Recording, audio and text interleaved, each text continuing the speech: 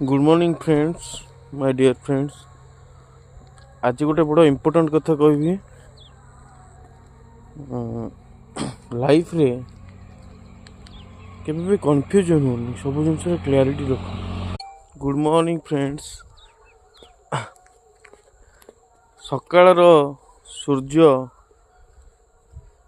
जेमती उदय हेले आकाश क्लियर थिले आपण मानु जेमती जो आनंद मिले, ठीक सेमती आम मन भितर थिबा समस्त द्वंद्व आम जो क्लैरिटी पाइबा, आम जो कन्फ्यूजन रु निजक दूर करवा, सेतबेले जाइकरी गोटे भल मनीषटे हो पारिबा और निज लक्ष्य को आम ठीक से आगू नहीं पार।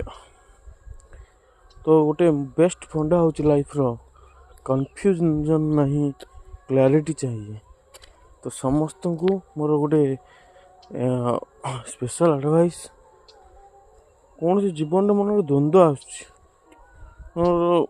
ए कि बी चूज कर, तुम्हें ए कि बी भितर को गोटे को चूज करो and work on that B.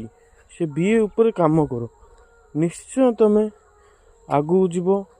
तुम जीवनटा बहुत माने गोल ओरिएंटेड हम और तमें जहाँ करने को चाहूच ताहा करि परियो। Thank you.